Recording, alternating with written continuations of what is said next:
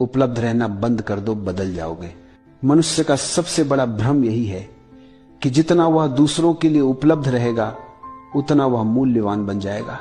लेकिन सच्चाई यह है कि जितना तुम उपलब्ध रहते हो उतना ही लोग तुम्हें साधन समझने लगते हैं, इंसान नहीं। लोग तुम्हारे समय को अपना हक समझ लेते हैं, तुम्हारी ऊर्जा को अपनी जेब, तुम्हारी भावनाओं को खिलौना और तुम्हारी उपस्थिति को मुफ्त सेवा की तरह धीरे धीरे तुम खुद को खो देते हो। क्योंकि हर किसी के लिए उपलब्ध रहते रहते तुम खुद के लिए उपलब्ध रहना भूल जाते हो। जिस दिन तुम हर किसी के लिए दरवाजा खोलना छोड़ दोगे उसी दिन तुम खुद के भीतर का दरवाजा खुलते हुए महसूस करोगे। लोग जो हमेशा उपलब्ध रहते हैं वे सबसे ज्यादा थकते हैं, सबसे ज्यादा टूटते हैं और सबसे ज्यादा इस्तेमाल किए जाते हैं। दुनिया कभी किसी को नहीं कहती कि बस तुमने काफी दिया। दुनिया लेने में थकती नहीं, इंसान देने में थक जाता है।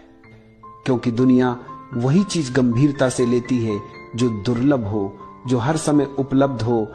वो धीरे धीरे लोगों की प्राथमिकता से भी हट जाता है। तुम सोचते हो कि उपलब्ध रहकर लोग तुम्हें पसंद करेंगे, लेकिन सच उल्टा है। बहुत ज्यादा उपलब्ध रहो, लोग तुम्हें हल्का समझने लगते हैं।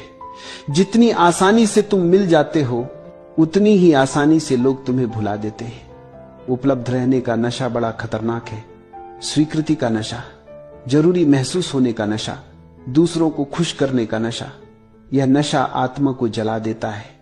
तुम सबके लिए खड़े रहते हो, लेकिन जब तुम्हें सहारे की जरूरत होती है तुम्हारे आसपास कोई नहीं दिखता।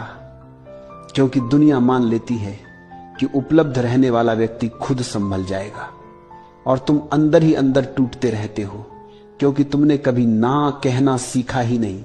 ना कमजोरी नहीं है, ना सीमा है, ना दीवार है जो तुम्हारी ऊर्जा की रक्षा करती है, ना वह शुद्ध शक्ति है जिससे तुम खुद को वापस पाते हो। जो व्यक्ति ना नहीं कह पाता वह दुनिया का भार उठाते उठाते खुद को भूल जाता है। जब तुम लोगों के लिए कम उपलब्ध होते हो तुम अपने लिए ज्यादा होते हो।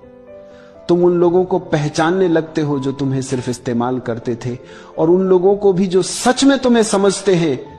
तुम धीरे धीरे महसूस करते हो कि तुम्हारा समय कितना मूल्यवान था, तुम्हारी ऊर्जा कितनी पवित्र थी, और तुम कितने साल उन लोगों पर बर्बाद करते रहे जिन्हें तुम्हारी कदर ही नहीं थी।